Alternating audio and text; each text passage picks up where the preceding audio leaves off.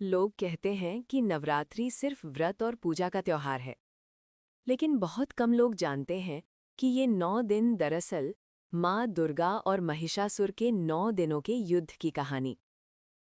मान्यता है कि जब महिषासुर नाम का राक्षस बहुत शक्तिशाली हो गया, तब उसने धरती, स्वर्ग और पाताल तीनों लोकों में आतंक मचा दिया। कोई भी देवता उसे हरा नहीं पाया। तब सभी देवताओं की शक्तियों से माँ दुर्गा प्रकट हुईं और फिर शुरू हुआ 9 दिनों का युद्ध। युद्ध का पहला दिन था। माँ दुर्गा शैलपुत्री के रूप में युद्धभूमि में पहुंची। उनके हाथ में त्रिशूल था और वे बैल पर सवार थीं। महिषासुर ने हंसकर कहा, एक स्त्री मुझे हराएगी। लेकिन उसे नहीं पता था कि ये कोई साधारण स्त्री नहीं, आदि शक्ति थी। पहले दिन माँ ने महिषासुर की सेना के कई राक्षसों को खत्म कर दिया। युद्ध शुरू हो चुका था। पहला दिन हमें सिखाता है, जीवन की लड़ाई शुरू करने के लिए हिम्मत चाहिए। दूसरे दिन माँ ब्रह्मचारिणी के रूप में आईं। इस रूप में माँ ने तप, धैर्य और शक्ति का रूप दिखाया। उस दिन युद्ध बहुत लंबा चला। महिषासुर की सेना बार बार हमला करती रही, लेकिन माँ बिना रुके लड़ती रहीं। दूसरा दिन सिखाता है, लड़ाई ताकत से नहीं, धैर्य और सहन शक्ति से जीती जाती है। तीसरे दिन माँ चंद्रघंटा के रूप में आईं। उनके माथे पर चांद की घंटी थी और उनकी आवाज़ से राक्षसों की सेना डरने लगी। जब युद्ध हुआ तो माँ की घंटी की आवाज़ से राक्षसों की सेना भागने लगी। महिषासुर पहली बार थोड़ा डर गया। तीसरा दिन सिखाता है, जब आत्मविश्वास आ जाता है, दुश्मन अपने आप डरने लगते हैं। चौथे दिन माँ कूष्मांडा के रूप में आईं।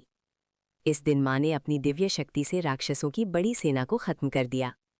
कहा जाता है माँ मुस्कुराते हुए युद्ध कर रही थीं, क्योंकि उन्हें पता था कि जीत सच्चाई की ही होगी। चौथा दिन सिखाता है, मुस्कुराकर लड़ी गई लड़ाई सबसे मजबूत होती है। पांचवें दिन माँ स्कंदमाता के रूप में आईं। इस रूप में माँ बहुत शांत थीं, लेकिन युद्ध में बहुत भयानक। इस दिन महिषासुर ने अपनी सबसे शक्तिशाली सेना भेजी, लेकिन माँ ने सबको हरा दिया। पांचवा दिन सिखाता है, शांत इंसान को कमजोर मत समझो। छठे दिन माँ कात्यायनी का रूप आया। अब युद्ध बहुत भयानक हो चुका था। इस दिन पहली बार माँ दुर्गा और महिषासुर आमने सामने आए। दोनों के बीच भयानक युद्ध हुआ, लेकिन महिषासुर भाग गया। छठा दिन सिखाता है, बुराई सामने आए तो पीछे मत हटो। सातवें दिन माँ कालरात्रि के रूप में आईं। ये माँ का सबसे भयानक रूप था। इस दिन माँ ने महिषासुर की आधी सेना खत्म कर दी। चारों तरफ अंधेरा, तूफान और भयानक युद्ध हो रहा था। सातवां दिन सिखाता है, कभी कभी बुराई खत्म करने के लिए सख्त बनना पड़ता है।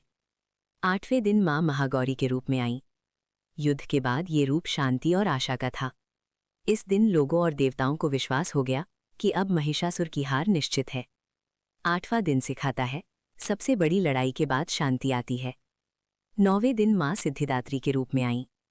ये युद्ध का आखिरी दिन था। महिषासुर कभी भैंसा, कभी शेर, कभी हाथी बनकर लड़ रहा था। आखिर में माँ दुर्गा ने त्रिशूल से महिषासुर का वध कर दिया और इसी के साथ बुराई पर अच्छाई की जीत हुई।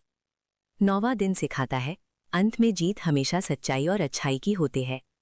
कहानी की सबसे बड़ी सीख। इस वीडियो को देखने के लिए आपका धन्यवाद। अगर आपको ये कहानी पसंद आई हो तो वीडियो को लाइक करें और चैनल को सब्सक्राइब करें।